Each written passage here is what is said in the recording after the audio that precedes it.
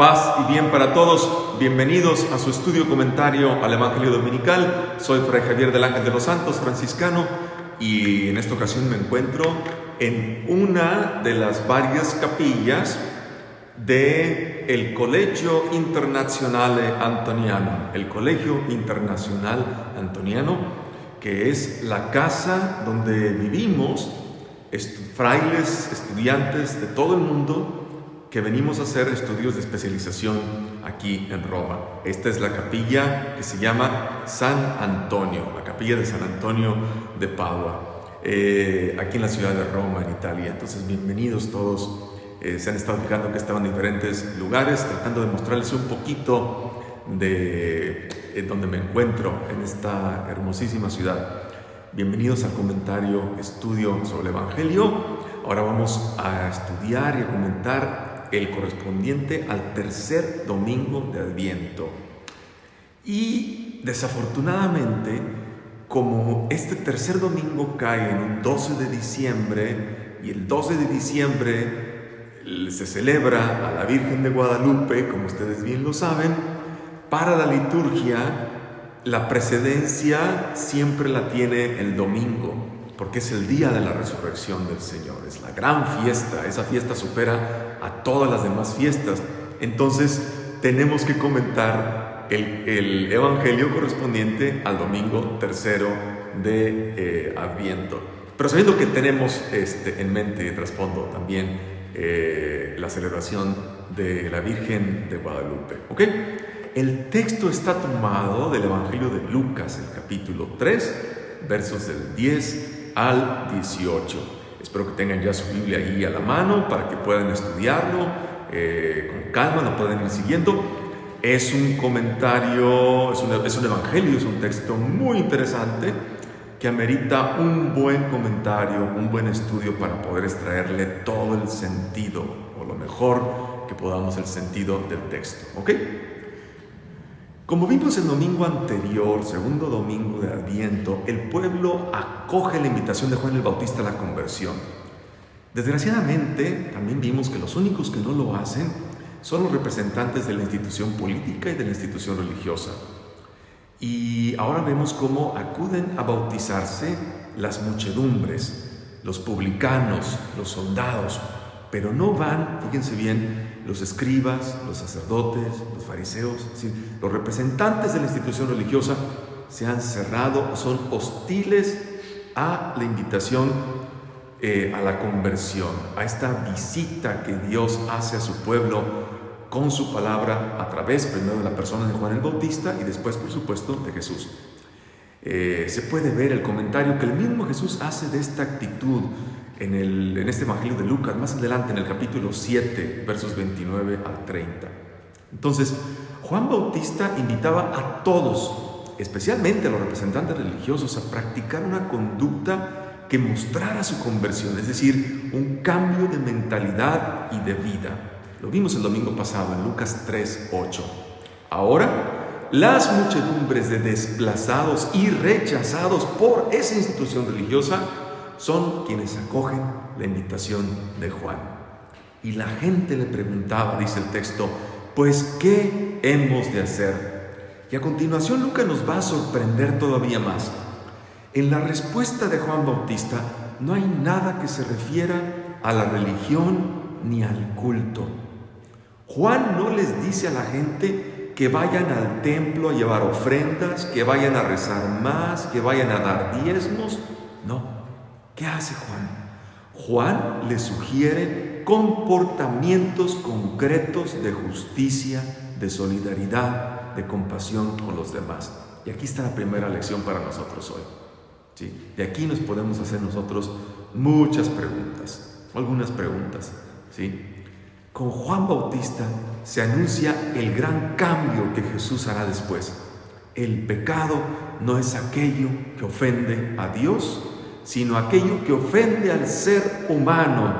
Y la única manera de mostrar el amor a Dios es amando a los demás. Todo lo demás que hagamos es inútil e ilusorio. ¿sí? Así de tremendo es el Evangelio de hoy. Veamos las respuestas de Juan el Bautista a la gente cuando le dice ¿qué hemos de hacer?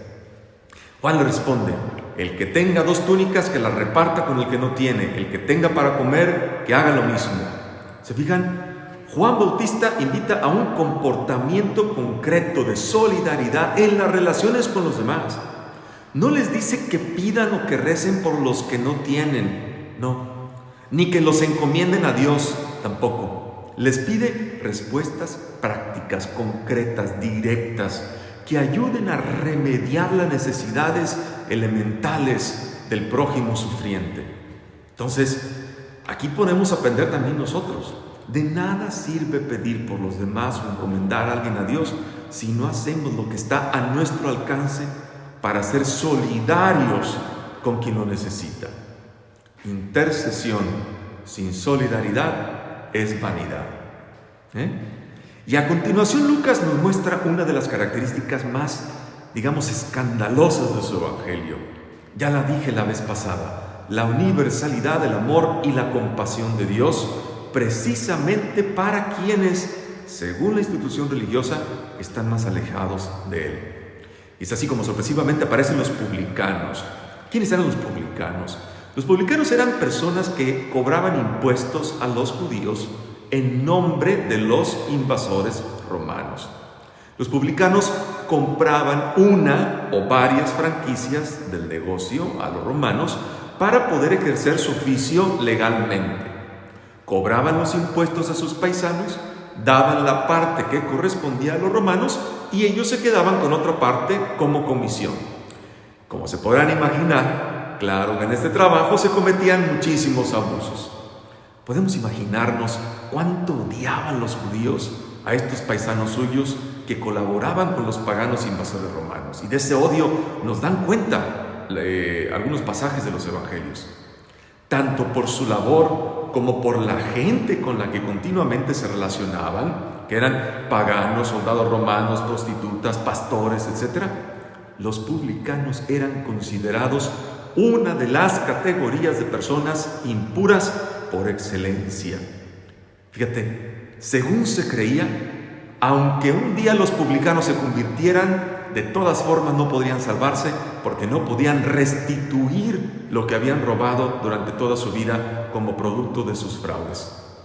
Pues ahora, ven por qué es necesario conocer el contexto histórico para poder entender mejor el texto bíblico. ¿Ok? Pues ahora Lucas nos sorprende diciendo que también ellos van a bautizarse diciendo: Maestro, ¿qué debemos hacer? Son gente que busca una salida a su situación, una esperanza. Con los publicanos también nos podemos identificar nosotros, no porque cobremos impuestos y hagamos fraude, sino porque cada uno de nosotros también vive situaciones tal vez desesperantes donde nos creemos sucios, malos, perversos, pecadores y creemos que no tenemos esperanza, que no tenemos salida. Nada de eso. Para Dios no hay imposibles. Aquí nos lo dice este evangelio, porque extrañamente Juan no los aleja a estos publicanos, ni los amenaza, y les da una respuesta sorprendente. Fíjense, les dice: no exijan más de lo que les está fijado. La traducción más literal del texto griego es aún más sorprendente porque dice: no hagan nada más de aquello que les ha sido ordenado. No hagan nada más de aquello que les ha sido ordenado. Esto es, pueden continuar con su actividad laboral, la cual era considerada deshonesta por los judíos, pero les dice que la realicen honestamente. A nosotros quizá no nos diga mucho esto, pero para la gente que escuchó por primera vez este evangelio, seguramente le pareció sorprendente la apertura de Juan Bautista en su relación con esta categoría de personas. Y luego intervienen también unos soldados, probablemente de los mismos invasores romanos. Le preguntaron también unos soldados, dice: ¿y nosotros qué debemos hacer? Se fijan, la misma pregunta: ¿qué debemos hacer? Y él les dijo: no amenacen a nadie, no hagan falsas denuncias, y conténtense con su paga, con su salario. No les pide que dejen de ser soldados. Los invita a evitar la injusticia, a no amenazar a nadie, sobre todo a no amenazarlos de muerte, a no ejercer coacción, a no cobrar cuotas a cambio de protección, a no denunciar falsamente para enriquecerse, a no saquear al pueblo, como era la costumbre, según lo sabemos, en aquella época para cualquier soldado invasor. De estos dos ejemplos que nos pone el evangelista, la lección me parece que es clarísima. Dios acepta y ama a las personas tal como son. Las va y las encuentra en el lugar donde están, en la profesión en la que están. Y Dios no mira las apariencias ni excluye a nadie por su condición, cualquiera que ésta sea, social, económica, sexual, moral, etc. No, Dios es un Dios que pide, eso sí, pide justicia en la práctica de un trabajo honesto. Eso sí. Y con todo esto comienza a generarse una gran expectativa entre la gente que piensa que quizá este profeta aparecido en el desierto es el liberador del pueblo, es decir, el Mesías. Como el pueblo estaba a la espera, todos andaban pensando en sus corazones acerca de Juan, si no sería él el Cristo. La palabra griega Cristo, que se dice Christos, es la traducción del hebreo Mesías, que significa ungido. En el Antiguo Testamento se ungía derramando aceite sobre la cabeza de aquellos que tenían una misión importante que cumplir para el pueblo. Por ejemplo, reyes o guerreros. De modo que en la tradición judía, un Mesías era considerado un enviado de Dios, un ungido del Señor para realizar alguna obra en especial.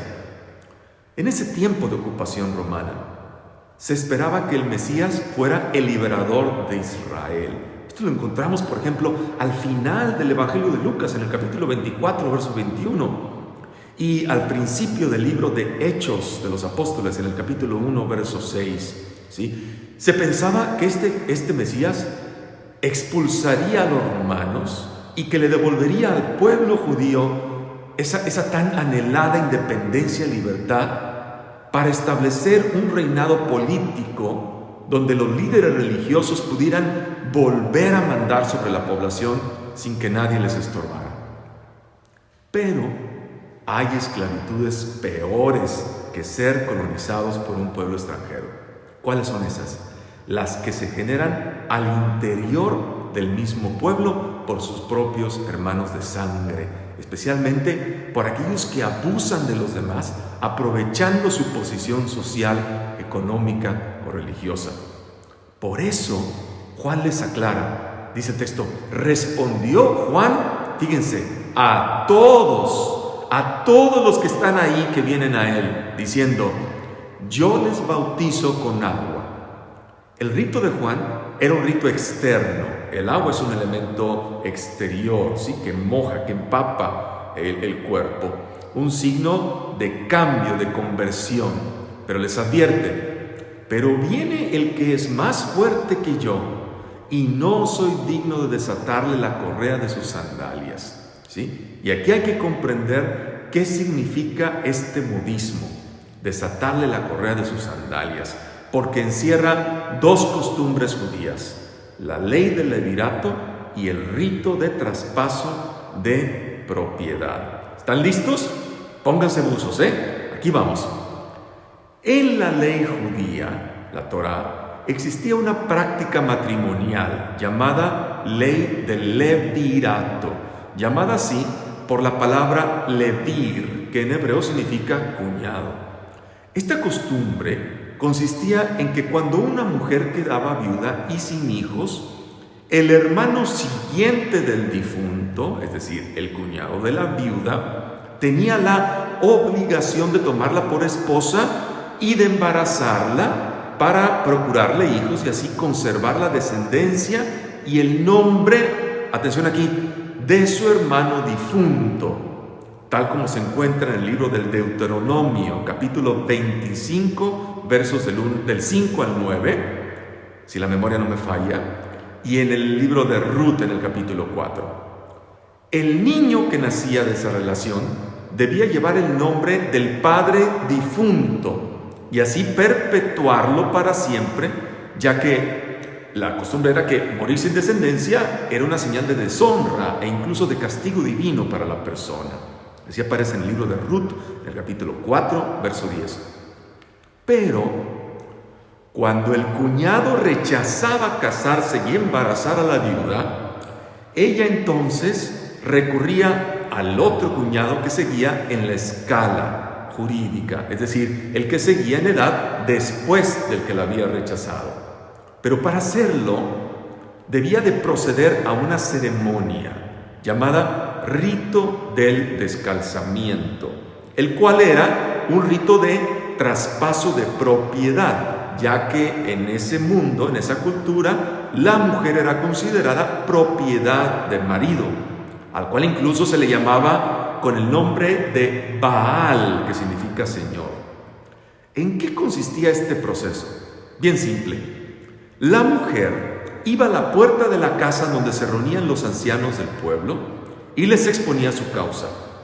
Ellos hablaban con el hermano del difunto para tratar de convencerlo, y si éste rehusaba cumplir con su obligación, entonces la mujer, su cuñada, delante de ellos, le desataba una sandalia del pie, se la quitaba, la agarraba con una mano, le escupía a la cara y le decía: así se hace con el hombre que no edifica la casa de su hermano.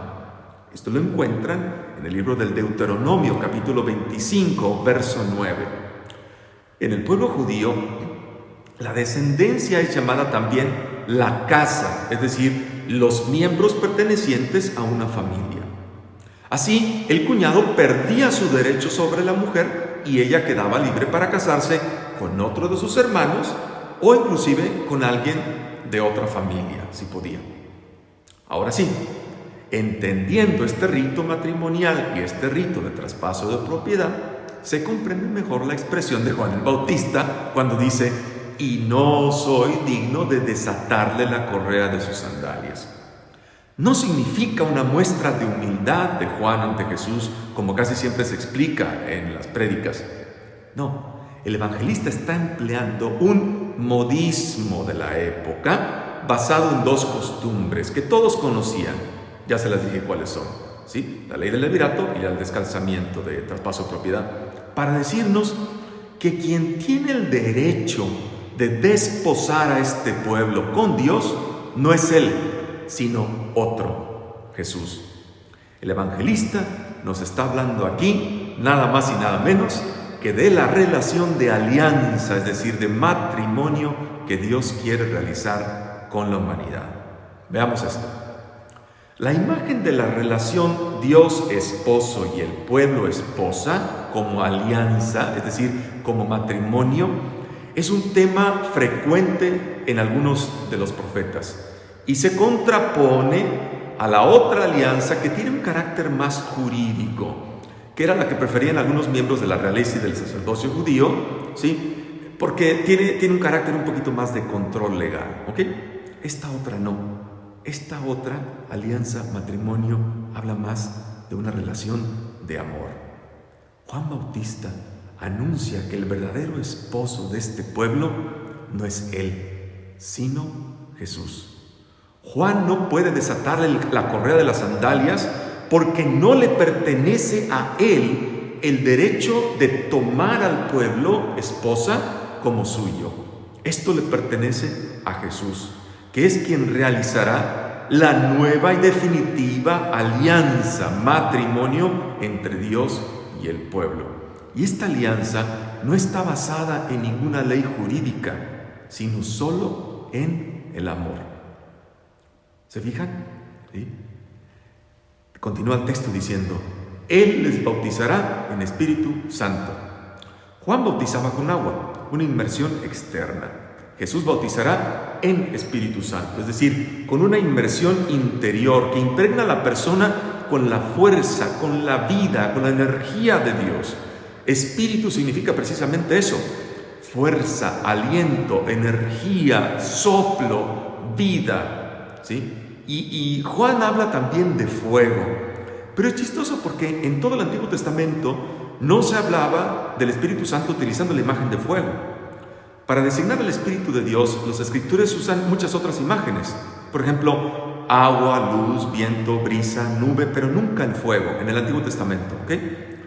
El fuego en este relato es una imagen, en este relato en concreto, es una imagen de castigo para quien rechaza algo. Por eso cuando Juan Bautista habla de fuego, hay que estar atentos, ya que este no es el mensaje que Jesús va a predicar, sino el suyo, ¿ok? Ahora veremos por qué. Fíjense. Para acentuar la diferencia entre Juan Bautista y Jesús, el evangelista ha armado su relato vinculando a Juan con la tradición profética de Elías, que había sido un profeta celoso y violento del Antiguo Testamento, ¿sí? Por eso Lucas construye la imagen de Juan Bautista presentándolo como Elías que debía regresar, ¿ok? De acuerdo a una creencia muy arraigada en tiempos de Jesús que tenía un fundamento bíblico en el libro del profeta Malaquías, en el capítulo 3, verso 23. Entonces, de ahí las imágenes relacionadas con el castigo que pone Lucas en boca de Juan Bautista. En su mano tiene el bieldo para limpiar su era, ¿sí? La era es donde se hacía el vino, y recoger el trigo en su granero, pero la paja la quemará con fuego que no se apaga. Ahora, por esto mismo, ¿será que después Lucas nos presentará a Juan Bautista entrando en crisis con la actividad de Jesús? Porque Jesús anunciará un mensaje de vida, no de castigo ni de destrucción. Parece que este Jesús no será del todo como Juan se lo esperaba. De ahí sus dudas y su crisis cuando envía a 2 de sus discípulos a preguntarle: ¿eres tú el que ha de venir o debemos esperar a otro? Como aparece en Lucas capítulo 7, versos 19 y 20. También aparece en Mateo en el capítulo 11, versos 2 y 3. Y cuando Jesús anuncia a sus discípulos el bautismo que va a recibir, ya no mencionará el signo del fuego. Por ejemplo, en los Hechos de los Apóstoles, Lucas recoge uno de los dichos de Jesús, de los pocos que encontramos fuera de los evangelios, que dice: Juan bautizó con agua, pero ustedes serán bautizados en el Espíritu Santo dentro de pocos días. Como se ve, ya no parece aquí el fuego signo de destrucción, ¿sí? De parte de Dios solo hay una oferta de amor, ya que Dios siempre espera a todos, buenos y malos, para entrar en comunión de vida con ellos, ¿sí? Continúa el texto diciendo: y con otras muchas exhortaciones Juan evangelizaba al pueblo. Evangelizar significa anunciar una buena noticia. La buena noticia de Jesús es solo un adelanto de la buena noticia de Juan es solo un adelanto de la buena noticia de Jesús. Y la buena noticia, evangelio de Jesús, es que Dios es exclusivamente bueno, que Dios no castiga a nadie, que Dios es como un padre con entrañas, con sentimientos de madre. Lucas nos va a hablar de Dios de esa manera, un Dios amoroso y compasivo que busca al ser humano siempre y que quiere que nos tratemos con justicia, con compasión, un Dios que dirige su amor también sobre los ingratos y malvados, ya que no son los sanos los que necesitan médico, sino los enfermos. La misericordia, la compasión infinita de Dios es otra característica especial del Evangelio según Lucas. El Papa Francisco ha dicho, bien interesante, ¿no?, que Dios jamás se cansa de ejercer misericordia con nosotros. Dios jamás se cansa de buscarnos, de perdonarnos. Entonces, que no nos pase lo que a Juan Bautista, que no nos espante ni escandalice este amor infinitamente paciente, misericordioso y compasivo de Dios. Jesús, el Emmanuel, el Dios con nosotros, es el que ha de venir en esta Navidad. No hay necesidad de esperar a otro, y menos a ninguno de esos falsos mesías políticos que hoy pretenden detentar el poder absoluto en nombre del bien del pueblo. Ustedes saben de quién estoy hablando. Entonces, que el nacimiento de Jesús nos encuentre activamente amando y sirviendo a aquellos que más lo necesitan a nuestro alrededor.